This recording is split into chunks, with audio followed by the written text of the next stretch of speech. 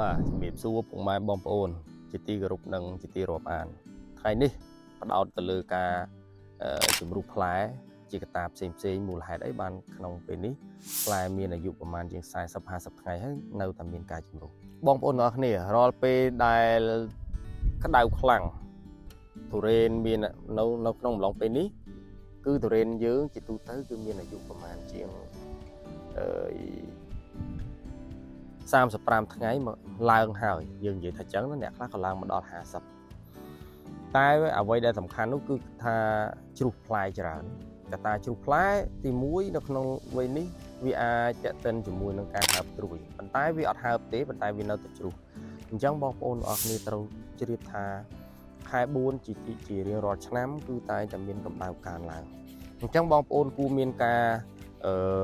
ប្រុងប្រយ័ត្នតេតិនជាមួយនឹងកម្ដៅកើនណាបងប្អូនមានគូមានការប្រុងប្រយ័ត្នឲ្យបានមែនតើការកើនកម្ដៅនេះធ្វើឲ្យរុក្ខជាតិផងយើងវា stress អញ្ចឹងដំណើរការវាយ៉ាងនេះណាបងប្អូននៅពេលដែលរុក្ខជាតិទុរេនយើងទទួលបាននៅសីតុណ្ហភាពក្តៅខ្លាំងពេកធ្វើឲ្យការសំយោគអាហារមានការលំបាកឬក៏ពិបាកក្នុងការសំយោគ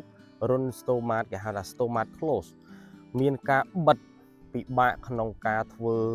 រស្មីសំយោគគឺទាក់ទិនជាមួយនឹងប្រព័ន្ធ photosynthesis ធ្វើការមិនបានល្អកាលណាប្រព័ន្ធ photosynthesis ធ្វើការមិនបានល្អការបង្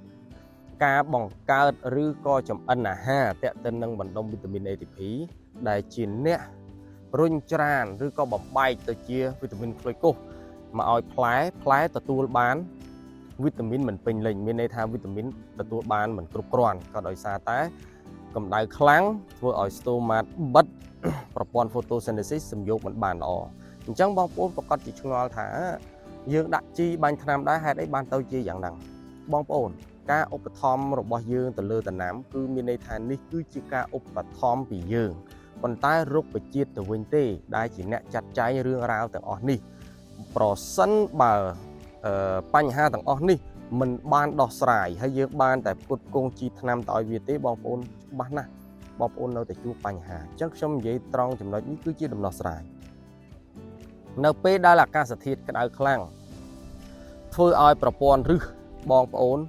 គេហៅថាបឺតស្រូបយកទឹកមិនបានទាន់ពេលក្តៅខ្លាំងប្រព័ន្ធឫសតែងតែបឺតស្រូបយកទឹកពីដីមកមិនមកផ្គត់ផ្គង់ណាបងប្អូនអត់ទាន់ពេលវេលាទេអញ្ចឹងមានន័យថាម៉េចដោយសារតែការធ្វើលំហូរនៃរស្មីសំយោគមិនបានល្អពីព្រោះស្លឹកគឺជាអ្នកបញ្ជាកាលណាស្លឹកទទួលការរលាកខ្លាំងធ្វើឲ្យប្រព័ន្ធepiderm នៅខាងលើស្លឹកមានការខូចខាតឬរលាកដោយកត្តាយើងមើលមិនឃើញពេលខ្លះបងប្អូនស្ទាបស្លឹកឡើងស្រួយមកនឹងហើយវាបញ្ជាក់ឲ្យយើងវា alert ឲ្យយើងឃើញណាតែយើងអត់ចាប់អារម្មណ៍អញ្ចឹងនៅក្នុងអំឡុងពេលដែលក្តៅខ្លាំងជ្រុះផ្លែជ្រុះក្តាប់វាតេតិនជាមួយនឹងអីបងប្អូនវាតេតិនជាមួយនឹងកម្ដៅអញ្ចឹងសំណួរសួរថាតើការជ្រុះផ្លែមកពីអ្វីបាត់បង់នៅបណ្ដុំកាល់ស្យូមត្រូវការទឹកប៉ុន្តែទឹកយើងដាក់ឲ្យតែប្រព័ន្ធឬវាយកទឹកនឹងប្រើមិនបានលឿនមានតែទាញទឹកយកទៅប្រើនឹងមិនបានទាន់សភាពការវាធ្វើឲ្យប្រព័ន្ធឬមិនវានឹងតុកសាច់ចុះសំណួរសួរថាចុះបើយើងមកសម្រួលឬយើងខ្លាចលាស់ត្រួយឃើញទេវាលំបាកអញ្ចឹងសំណួរសួរធ្វើម៉េចកាលណាស្លឹកមានភាពតុកសាច់កាលណាស្លឹកមានភាព stress ខ្លាំងវាធ្វើឲ្យពពួកអរម៉ូនcytokinin ឬក៏ពពួកអរម៉ូនគេហៅថាអុកស៊ីនហ្នឹងបងប្អូនធ្វើការមិនបានល្អបន្ទាប់មកវានឹងកើនបណ្ដុំពពួកអ៊ីតាឡែនពួកអ៊ីតាឡែននេះបងប្អូនដឹងហើយថាវាជាអរម៉ូនដែលជួយរារាំងទឹកឃុំក្រងចាត់ចែងកាលណាតែក្តៅខ្លាំងអាហ្នឹងវាធ្វើការតែអ៊ីតាឡែនឡើងគឺជ្រុះហើយបាទអញ្ចឹងណាអញ្ចឹងសំណួរសួរថាតើដំណោះស្រាយវាយើងគួរធ្វើដូចម្ដេចទៅការដែលយើងដោះស្រាយវាមាន2លក្ខខណ្ឌទី1ការរក្សាសំណើមនៅនឹងដីការរក្សាសំណើមនៅនឹងដីនេះសំខាន់មែនទែនតាក់ទងជាមួយនឹងសំណើមបងប្អូនតាក់ទងនឹងសំណើមបងប្អូនគួរឲ្យទឹកមុនថ្ងៃក្តៅខ្លាំងបើសិនថ្ងៃក្តៅខ្លាំងបងប្អូនអាចមកឲ្យទឹកនៅពេលល្ងាចវិញនេះធ្វើយ៉ាងនេះជៀសវាងពេលក្តៅខ្លាំងបងប្អូនឲ្យទឹកមិនល្អទេកន្លែងចំណុចហ្នឹងទី1ទី2កាត់បន្ថយការប្រើប្រាស់អិនខ្ពស់ពេកមានន័យថាប្រសិនបើបងប្អូនប្រើអិនខ្ពស់ពេកក្នុងអំឡុងពេលនេះរុក្ខជាតិនឹងផ្ដោតទៅលើការលូតលាស់ជាធំរាល់ពេលដែលវិបាក ចូលមកដល់ផលលំបាកសម្ពាធបរិយាកាសចូលមកដល់រុក្ខជាតិផ្ដោតទៅលើការលូតលាស់ជាជាងការមានផ្លែផ្កាឬយើងហៅថាការចិញ្ចឹមផ្លែហេតុអ្វីបងប្អូនអរគ្នាដឹងទេការចិញ្ចឹមផ្លែគឺជាគេហៅថាគឺជាផលលំបាកឬក៏ជាបន្ទុករបស់ទុរេននៅពេលដែលលូតលាស់ចេញស្លឹកចេញត្រួយវាគឺជាអីគឺជាការរស់បើយើងនិយាយខ្លីគឺជាដំណើរ